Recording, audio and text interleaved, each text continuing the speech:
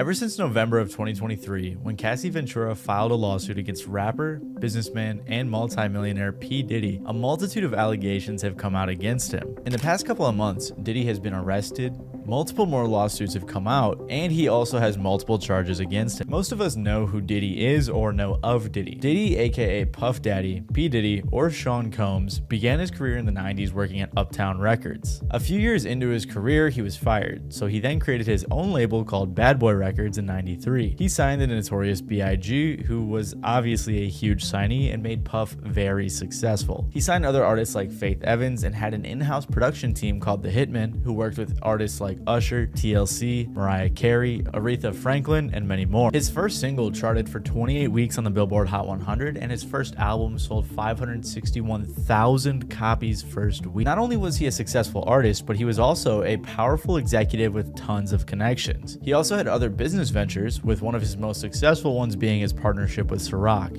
in which he helped them develop their brand in exchange for 50% of the profits. He's won a Guinness World Record for most successful rap producer in 1997. He's won 3 Grammys, and he's also credited for cultivating artists like Biggie, Mary J. Blige, and Usher. Also, I said earlier he was a multi-millionaire, but they have even estimated his net worth to be $1 billion, so Diddy is very rich. In 1999, he was sued by Nas's manager after Diddy attacked him, for which they settled out of court for $500,000. In 2003, his clothing brand Sean John was accused of violating Honduran labor laws as the factories were based in Honduras. The National Labor Committee said that the employees were forced to work overtime, were paid sweatshop wages, and that the bathrooms were locked. In 2007, Diddy was sued for battery after he punched Gerard Rechnitzer at a nightclub. For example, Diddy's ex Cassie Ventura, who we will talk more about later, said that Diddy blew up Kid Cudi's car, to which a spokesperson for Kid Cudi said that it was true. On top of that, for years, Diddy has been theorized to be involved in both Pac and Biggie's deaths. Tupac's murder suspect even claimed that Diddy wanted him to kill both Pac and Suge Knight. There's even the time Eminem said, "The day you put out a hit's the day Diddy admits he put out the hit that got Pac killed." On top of that, Diddy even admitted that the death of Biggie helped his own music career. Even as recently as 2017,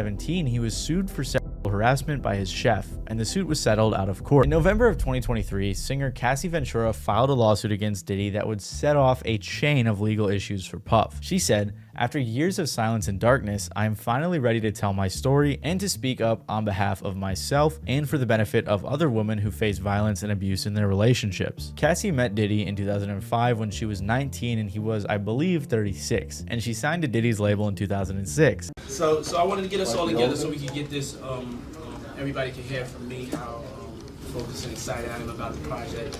I wanted, Cassie to, everybody to meet Cassie. Y'all know that's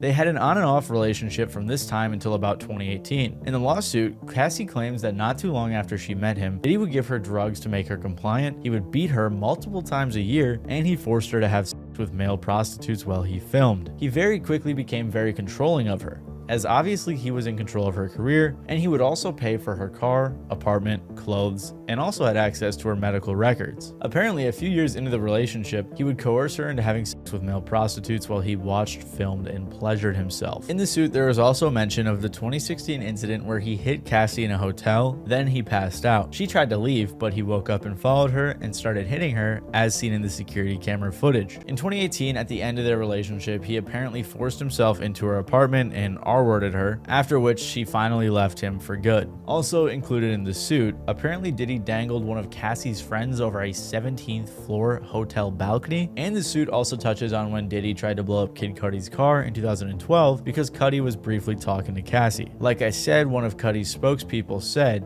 "This is all true." One of Diddy's lawyers, Ben Brafman, said, "Mr. Combs vehemently denies these offensive and outrageous allegations. For the past 6 months, Mr. Combs has been subjected to Miss Ventura's persistent demand of $30 million, under the threat of writing a damaging book about their relationship, which was unequivocally rejected as blatant blackmail. Despite withdrawing her initial threat, Ms. Ventura has now resorted to filing a lawsuit riddled with baseless and outrageous lies, aiming to tarnish Mr. Combs' reputation and seeking a payday. In response, one of Cassie's lawyers said, Mr. Combs offered Ms. Ventura 8 figures to silence her and prevent the filing of this lawsuit. It was settled for an undisclosed amount, and both parties said they wanted to settle it in a pleasant and friendly way. There was nothing public about how they settled it. We don't know how much money Cassie was paid, if any, or even why in particular they settled. Ben Cesario from the New York Times said, for Diddy, the settlement quickly shuts down what could have been a risky and potentially embarrassing process of legal discovery, in which reams of evidence are made public and a possible trial. And Cassie also likely didn't want to relive all of her trauma, which is why she probably was willing to settle rather than sit through a trial. Just 5 days after Cassie's lawsuit, another lawsuit was filed accusing Diddy of drugging and essaying a college student at Syracuse University in 1991 and filming it. Then apparently Diddy would show the footage to people as revenge porn. Shortly after that, a third lawsuit was filed accusing Diddy and Aaron Hall of R-wording the accuser and her friend. Apparently, following the assault, Diddy pulled up to the girl's residence and got violent, even choking the girl till she passed out. After this suit came out,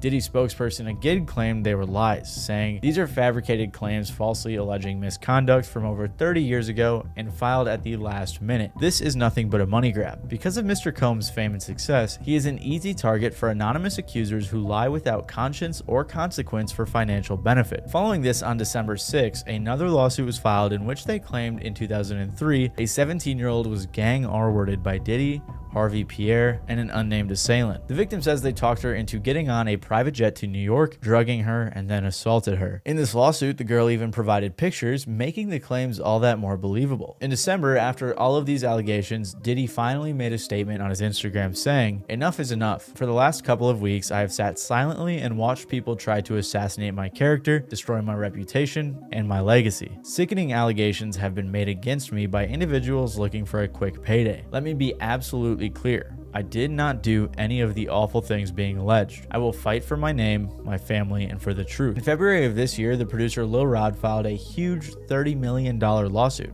in which he accused Diddy of harassing and threatening him for over more than a year. He also allegedly had footage of Diddy and his people committing crimes and doing SA. Lil Rod was accusing Diddy of what they said was RICO-level charges, and named people such as Diddy, his son Justin, Lucian Grange, the CEO of Universal Music Group, Ethiopia Habtemariam, if that's how you say it, I have no idea, the CEO of Motown Records, Chalice Recording Studios, Diddy's chief of staff Christina Koram, and Diddy's companies as defendants. Lil Rod lived with Diddy for months at a time and was also on a yacht Diddy rented for multiple weeks. He said that he witnessed many of Diddy's awful acts. Apparently, Lil Rod was also the victim of constant, unsolicited, and unauthorized groping and touching of his anus by Mr. Combs. When he complained to Diddy's chief of staff, she said, you know, Sean will be Sean. Rod even said that Diddy was trying to make him have sex with Stevie J and promised him that he would win a Grammy if he did. According to the suit, Rod said he was also sexually assaulted by a cousin or assistant of rapper Young Miami. He was sexually harassed and assaulted by Oscar winner Cuba Gooding Jr. and obtained footage of a rapper and an R&B singer whose names have been redacted from the complaint, consorting with underage girls and workers. Finally, Rodney said that the reason no one has come forward with anything over the past few decades is because Diddy has footage of every person that has attended his parties that he can use to blackmail them. Diddy's attorney said that the suit includes reckless name dropping about events that are pure fiction. Following this, 2 of Diddy's houses were raided by the feds. They said, earlier today, Homeland Security Investigations New York executed law enforcement actions as part of an ongoing investigation with assistance from HSI Los Angeles, HSI Miami, and our local law enforcement partners. We will provide further information as it becomes available. Both of his sons, Justin and Christian, were also handcuffed during the raid. After the raid, CNN obtained the video of Diddy attacking Cassie in the hallway, to which Diddy decided to apologize for, since this was the only evidence so far that had been released to the public. It's so difficult to reflect on the darkest times in your life, but sometimes you gotta do that. I was fucked up. I hit rock bottom, but I make no excuses. My behavior on that video is inexcusable. I take full responsibility for my actions in that video. I'm disgusted. I'm so sorry. But I'm committed to be a better man each and every day. I'm not asking for forgiveness. I'm truly sorry. On May 22nd, a few days after the video came out, a former model accused Diddy of drugging and SAing her in another lawsuit. A couple of days later, another woman came forward accusing Diddy of 4 instances of SA from the mid-1990s to the early 2000s. He was also accused of battery and assault in this suit as well. Most recently, another suit came out where Diddy was accused of drugging and R-wording another woman. The reason all of these people came forward around the same time is because of a new law passed in New York called the Adult Survivors Act. Basically, what this did was give adult victims, people who were 18 years or older during their alleged time of abuse, the ability to file civil lawsuits in New York, even if any statutes of limitations have run out. So now with the Adult Survivors Act, victims had a 1-year window to file suits, and it's set to expire this November. Most recently, Diddy was arrested by the feds on September 16th of this year based on a sealed indictment filed by the Southern District of New York. By the way, indictment is basically just fancy talk for serious charges. The U.S. Attorney Damian Williams said, Sean Combs led and participated in a racketeering conspiracy that used the business empire he controlled to carry out criminal activity, including sex trafficking, forced labor, kidnapping, arson, bribery, and the obstruction of justice. Racketeering conspiracy, trafficking by force, fraud, or coercion, and transportation to engage in prostitution. His first charge is racketeering, which is defined as a set of illegal activities aimed at commercial profit that may be disguised as legitimate business deals. In the indictment, they say that Diddy abused, threatened, and coerced women and others around him to fulfill his sexual desires, protect his reputation, and conceal his conduct. To accomplish this, they claim that he used his employees and his businesses to create a criminal enterprise that indulged in the things that the U.S. Attorney mentioned earlier. The attorney even referred to Diddy's business, Combs Enterprise, as a criminal organization because Diddy had many of his employees working to cover up everything he was doing. They said that employees engaged in and attempted to engage in, among other activities, trafficking, forced labor, interstate transportation for purposes of prostitution, coercion, and enticement to engage in prostitution, narcotics offenses, kidnapping, arson, bribery, and obstruction of justice. The indictment says that to make women cooperate, Diddy would give them drugs, threaten their careers, and also threaten violence. They said from 2009 and continuing for years, Combs assaulted women by, among other things, striking, punching, dragging, throwing objects at, and kicking them. The indictment reads, Combs used force, threats of force, and coercion to cause victims to engage in extended sex acts with male commercial sex workers that Combs referred to as freak-offs. Freak-offs were elaborate and produced performances that Combs arranged, directed, masturbated during, and often electronically recorded. Of course, they also mentioned that law enforcement seized various freak-off supplies, including narcotics and more than 1,000 bottles of baby oil and lubricant. The feds also found multiple firearms in Diddy's houses that he used to threaten his victims. And to top it all off, they said that he has been doing most of this since at least 2008. And then of course there were the 2 other counts he was charged with: trafficking by force, fraud, or coercion, and transportation to engage in prostitution. Apparently, federal prosecutors have above a 95% conviction rate, so things really aren't looking too good for Diddy. At the end of the press conference given by the U.S. Attorney, he said this: Sean Combs stood in Times Square and was handed a key to New York City. Today, he's been indicted and will face justice in the Southern District of New York. Second, we are not done. This investigation is ongoing, and I encourage anyone with information about this case to come forward and to do it quickly.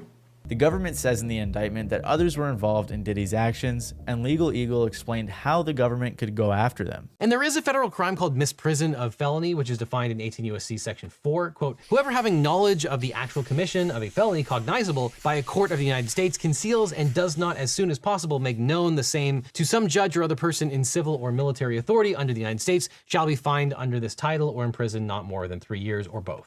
So if a person has knowledge of a felony and conceals it and doesn't report it to the authorities, that person has committed a crime. After being arrested, Diddy has been denied bail multiple times, and he has also been placed on suicide watch. He's also in the same cell as Sam Bankman-Fried or Fried or however you say his name, which is pretty interesting. Mr. Combs is a fighter.